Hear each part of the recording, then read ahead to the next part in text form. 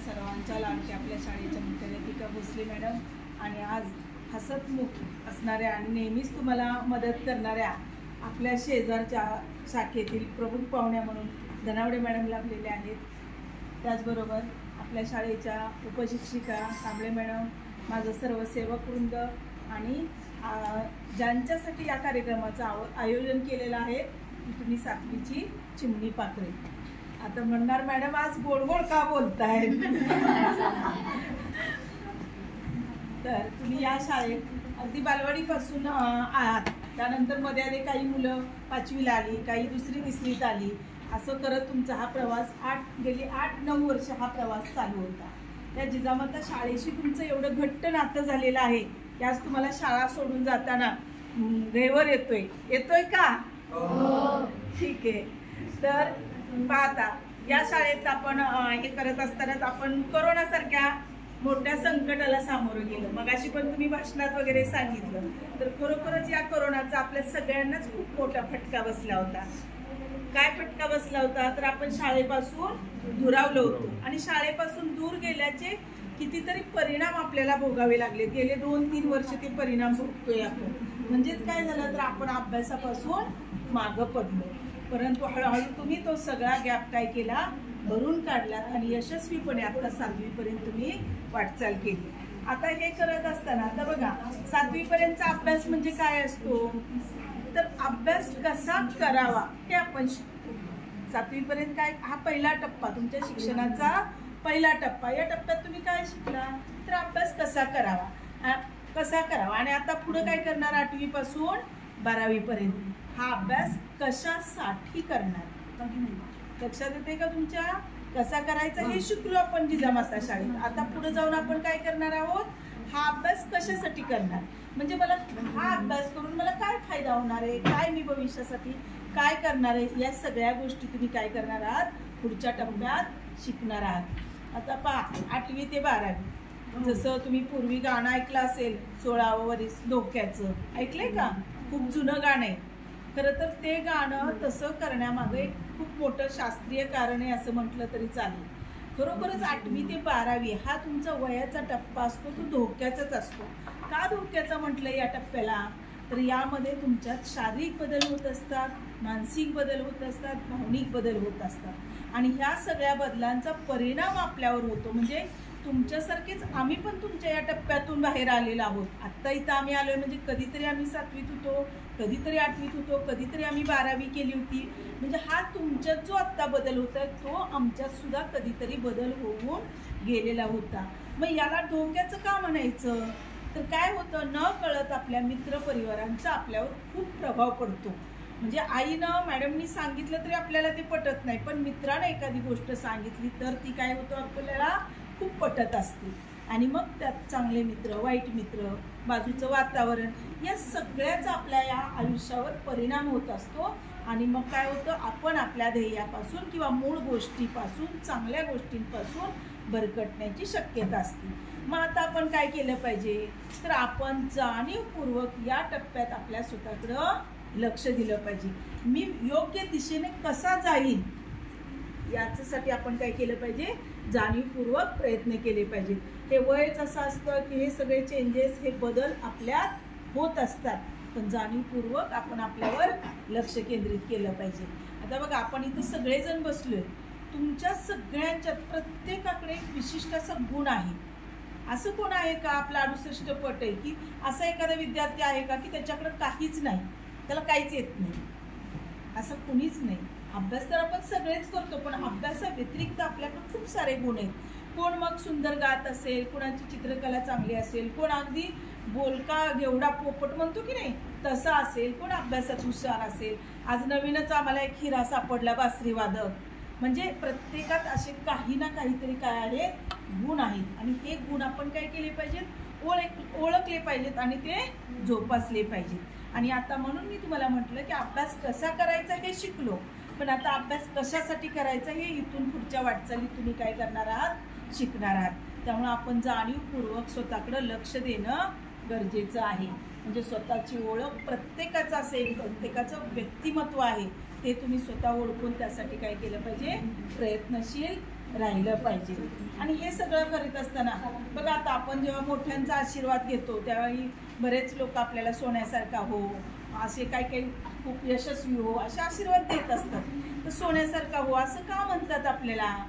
तर सोनं तुम्हाला माहिती आहे, सोन्याला तापून तापून त्याला एवढं त्याच्यावर प्रक्रिया केलेली असते. सोनं तुम्ही उन्हात टाका, पावसात टाका, कुठंही टाका, ते कधी खराब झालेलं ऐकले करे? तुम्ही लोखंडाची वस्तू पाण्यात टाकली तर त्याला काय होतं, थोड्या दिवसानं गंज चढतो.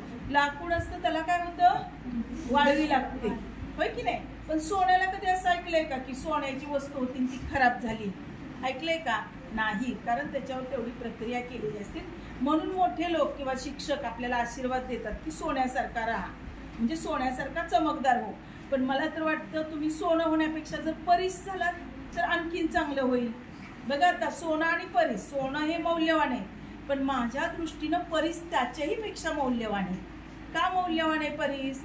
सोनं तुम्ही असलं तर ते अंगावर घालाल, मिरवाल, सौंदर्य आपलं वाढवाल, ते तेवढ्या पुरतं लिमिट राहील, होय की नाही? पण जर तुम्ही स्वतः परीस झालात तर परीस काय करतो, लोखंडाचं सोनं करतो. मग तुम्ही सोनं न होता जर परीस झालात तर तुम्ही आजूबाजूच्या 4 लोकांना चांगले घडवाल. बघा, नेहमी आई वडील म्हणतात अमक्या मुलासोबत राहू नकोस, का? तो वाईट आहे.